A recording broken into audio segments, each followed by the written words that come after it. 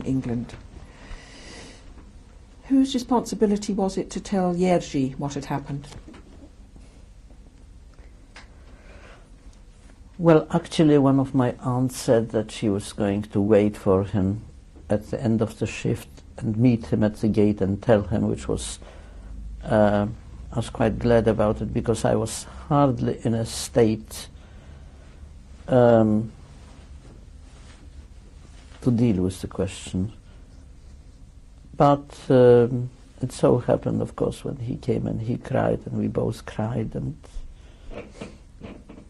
then I very simply said, look, there's nothing we can do about it.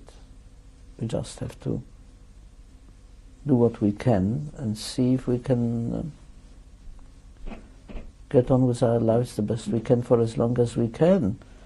We have got 2 aunts here. They are willing to help us. And as they did, they did. They found for us a place in that little garret in the house where they were living. It was a terrible place, overrun by vermin.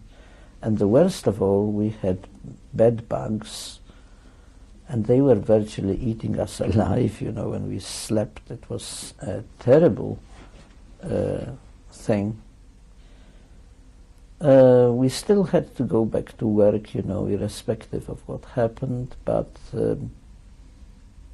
our aunts were actually very helpful. First of all, when we came into the ghetto, they gave us, they must have had some privilege. They gave us a pot of the camp soup. Never mind how nourishing, but it's something that fills you up, you know, and it's good for the morale that you are not absolutely starving. We had to share our garret with 2 other fellows. Eventually we managed to clean partially our place from the bed bugs by scraping the walls and dousing everything with boiling water, which after work, when we were really tired, we still had to go through the bombed sides of buildings and semi-demolished places to look for scraps of timber to burn in the oven for my aunt to boil, you know, as I use as fuel, to boil up that hot water, and we doused everything as much as we could, and we got rid of it.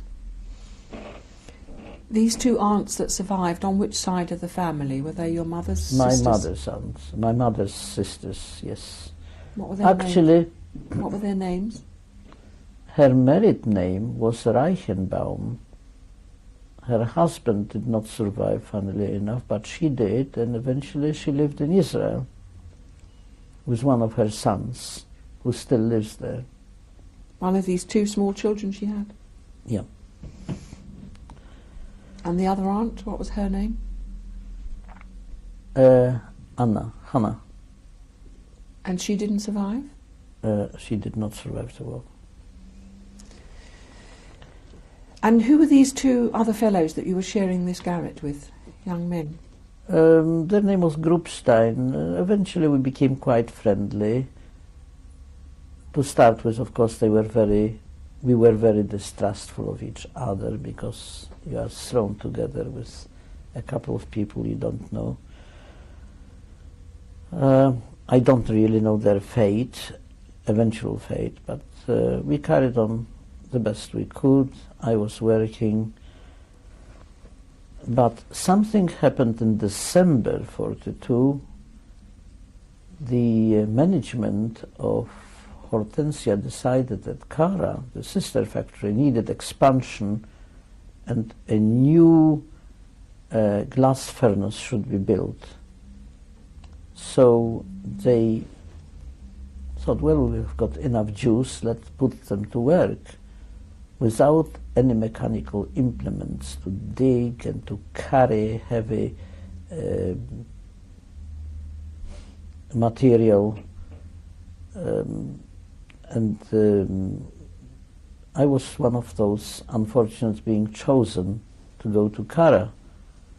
And it bothered me tremendously because here my parents paid virtually with their life to secure for us a secure position, and here I am being sacked and transferred to another place, which apart from being much, much worse, I couldn't cope at all. I couldn't lift one of the boxes full of material, and I was immediately sacked from the job. Now, that was a great tragedy because anybody who did not have a legitimate employment in the ghetto could not get, first of all, could not get their ration of food, and secondly, they were all herded into the synagogue, and I'll tell you about this later. But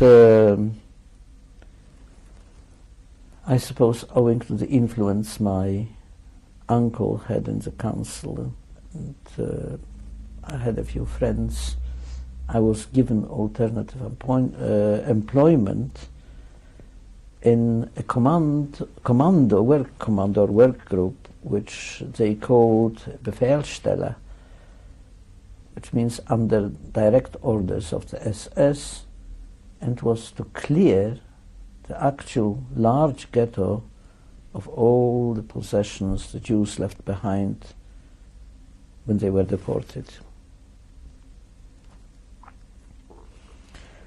Well, it was a heartbreaking job, obviously, because seeing what people left behind and having to deal with it the German way, which means all books, all photographs, all mementos put on bonfires, anything that's good, garments, bedding, furniture, works of art, to register with them, put on large vans which were eventually sent back to Germany. Anything of real value, works of art or money, of course, I didn't find any, but people who tried to pinch anything like this were executed immediately in public. And I have seen actually a young woman being shot by an assessment who pulled out of her coat pocket a pair of nylon stockings, not nylon, there was no nylon, but the silk stockings or whatever, hard silk stockings. And another fellow was actually shot because he was trying to smuggle about a few potatoes in a cover from a cushion cover into the ghetto. So he was shot there at the gate. Immediate execution. So we were forewarned, you see, not to touch anything. Of course, if I found a few stamps in a little exercise book, I collected it, and I thought to myself, oh yes, well, I'm going to have that. And I added it to my collection. I couldn't resist that. But then I suppose if I found anything else of value, I would have taken it. But the safest thing was if you found, let's say, a pair of undergarment or a shirt, to put it on top of yours. And this way you might, just about might, get away with it. Because there is no saying when an assessment will say, no, you don't wear two shirts or two pairs of underwear.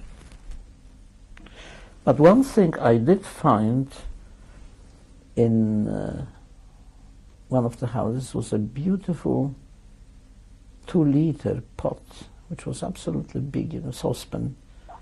And mine was very small and shabby. So I changed it and carried that big pot.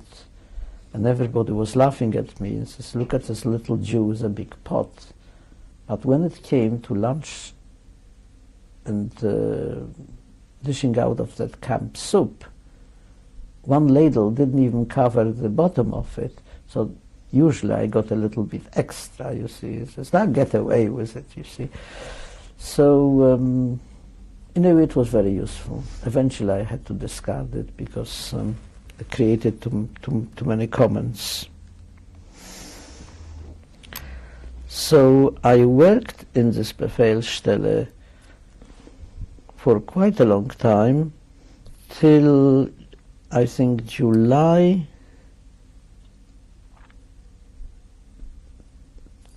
June 43. Where was Jerzy? Was he still in the glass factory? Jerzy was still in Hortensia. For one reason, he was much smaller, so they couldn't get him to do the very hard work in Kara. And secondly, he became very skilled at one of the jobs, and he was really appreciated as a skilled worker. He was on the list as a skilled worker, so they wouldn't dismiss him. So that was very fortunate. Who was in charge of you when you were doing this work of clearing the ghetto?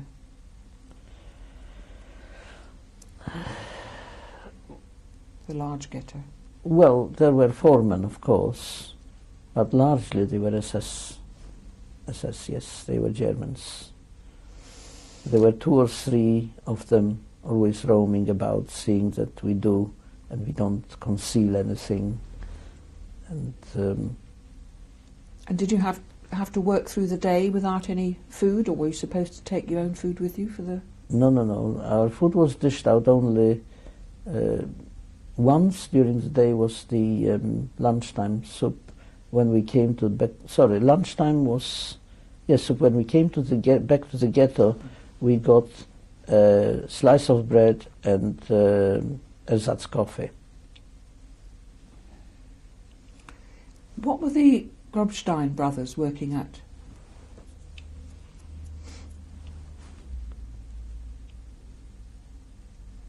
One was working in the woodworks, another one was working elsewhere. I don't remember really.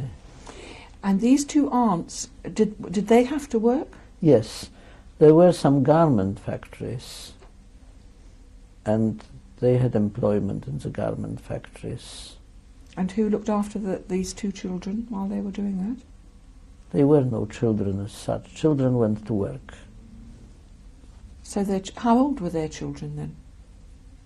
Well, I don't remember where they worked or what they did, but they did go to work. So they had to do something.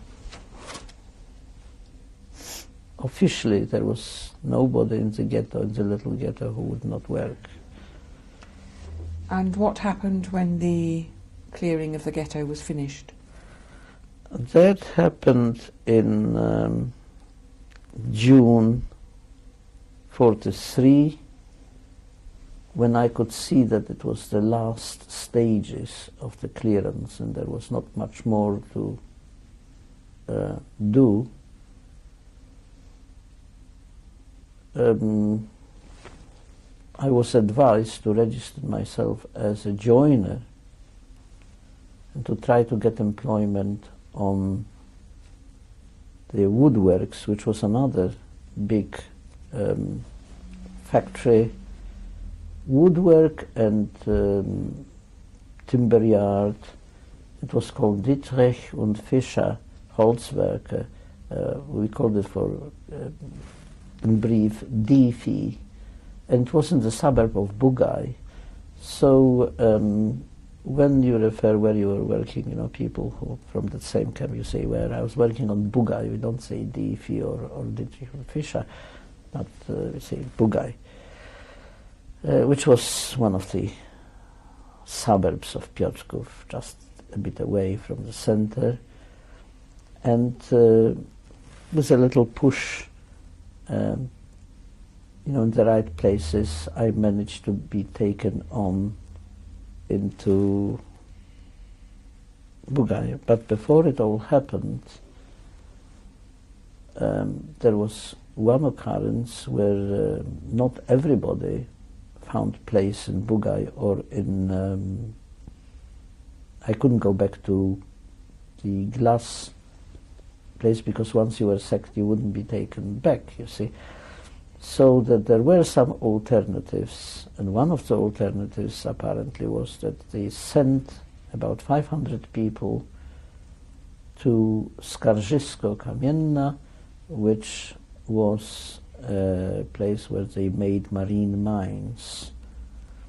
But mainly those deported to that place went to a section of the factory which was called Werk C, or C, where they had to work with noxious chemicals which yellowed their skin and poisoned their bodies, poisoned their livers, and the turnaround of a Jewish worker in these departments was about at most of 6 months, most of them about 4 months. After that they were examined by a German doctor, and if they were still able to carry on any work, they were put to different work. If not, they were simply liquidated or murdered, whichever way you want to put it. And that was the time when I was actually selected to be sent to Skarżysko. And by a ruse, I used my briefcase with my collection of postage stamps to pretend that I was still, yes, in my rucksack I still had my good suit, which I rather wore instead of keeping it, you know, for that special occasion. And in a pretense that I am one of the messengers of the Gestapo or the chief of the Jewish council, I managed to get myself back into the ghetto. I hid myself in one of the derelict buildings, which I spotted when I was looking for the debris to warm the water for fighting the bedbugs.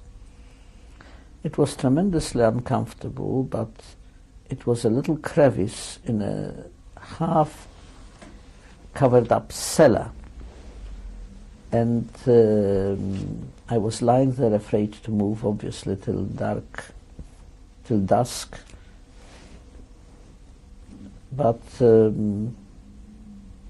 one way or another, I went back into Befehlsstelle. Actually, because the Befehlsstelle was still going, so there was no register as such of who was working there or not. And only then, after that, I was taken to Bugaj. I managed to secure a position in Bugaj as a joiner.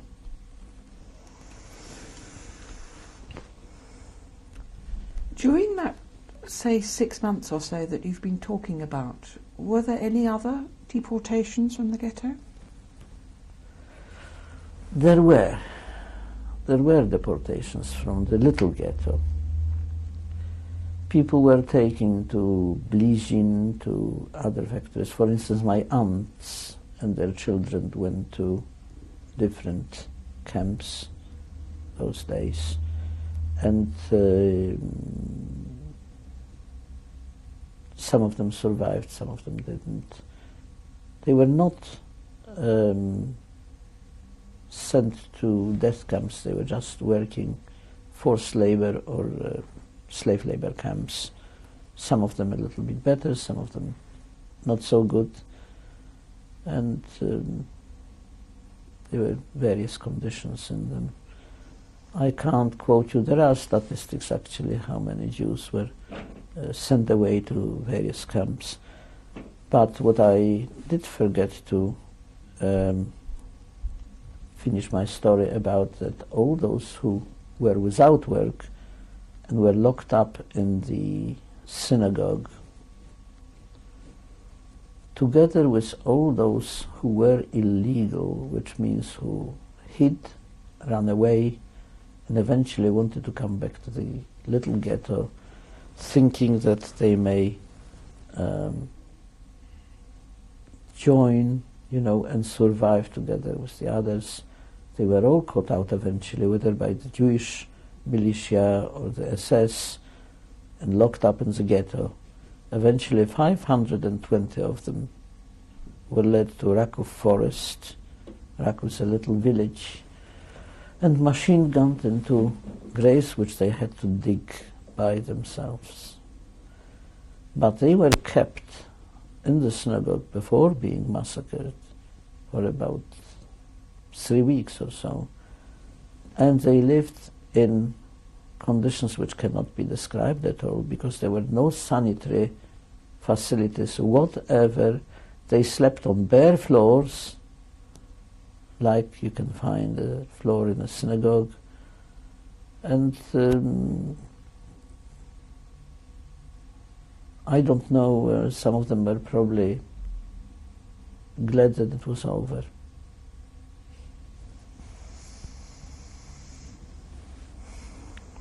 A few managed to escape, either bribed their way out.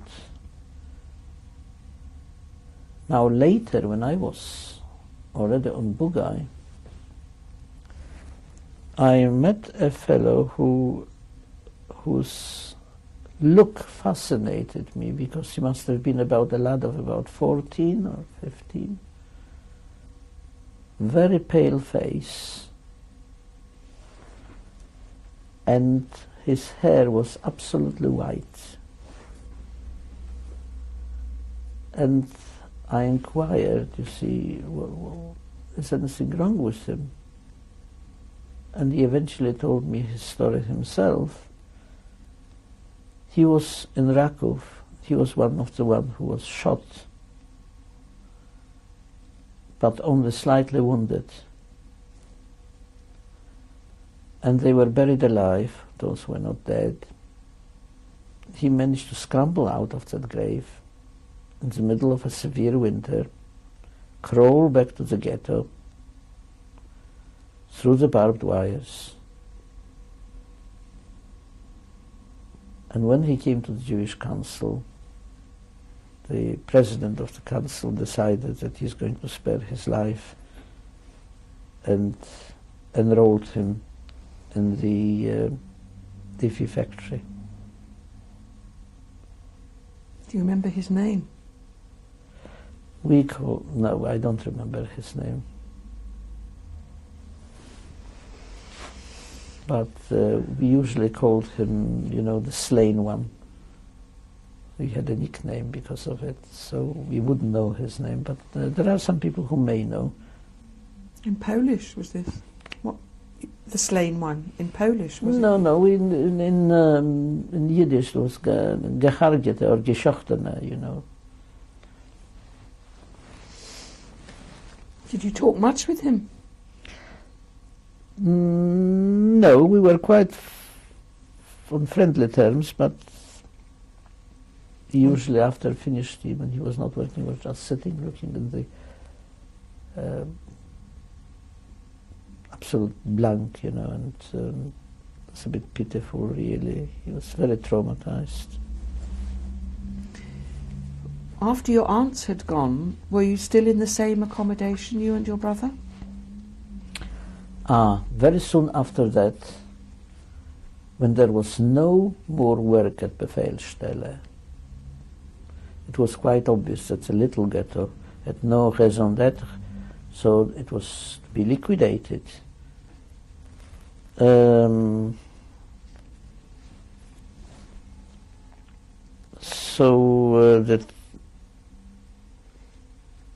when they liquidated the ghetto or the block, we were all taken back to a camp which was created for us on Bugai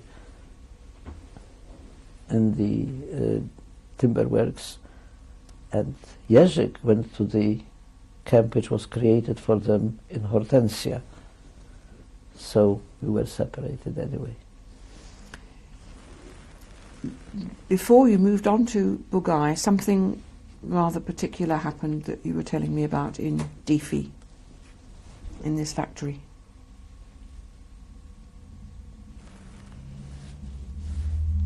No, that was Diffie is Bugai. Ah. Yes. How far away then were you and your brother? I should say about a mile and a half or 2 miles away, we still had messages from each other and a little bit of communication. And to start with, when I went to Diffie, of course, I have been used for just unskilled labor in the timber yard, carrying heavy parcels and all that. And eventually I got promoted, so to speak, and I went to work in the inside the factory at a band, so I became quite skilled at doing various things. What was the food like at this time in Bugai? It was horrible, quite obviously. We received soup, but sufficient. There was no special hunger. We were hungry, but not terribly so, because we had bread, we had however little we had bread, we had the soup, we had a breakfast of hot coffee ersatz, and people who had money could still buy food from the Poles who were working in the factory. There was a liaison, so it wasn't too bad. But before that, you see, I had really nothing. I had no money because my best suit and my collection of postage stamps I gave to my brother before we parted. And I said it has done me a good turn, so maybe it would help you to survive. So I gave him everything I had. So I had no extra means of support except what I could make or manufacture by myself. But he managed to sell my suit to a Pole. When I say sell, obviously he didn't sell it for money but for bread. And the collection of postage stamps he donated to an influential person there, who for that gift protected him from whatever it was, you know, when people were being selected for goodness knows what, and also on occasion brought him slices of dry bread. So he has done quite well. It helped him, definitely helped him to survive the war. What sort of person did he give it to? A Pole or a German or I think a Pole. When you talked about, you just said it was the liquidation of the small ghetto. Was that violent? Was that? Violent. No. Just to clearance. It was, you know, one party was going here, the other party was going there, and the rest of the people were sent off to various little camps in the district, and Piotrków was eventually declared Unrein. Were there women still in the ghetto at that Oh, stage? yes, yes. We had women in the Bugai factory, and there were also women in Hortensia factory. You come to the end of this tape now.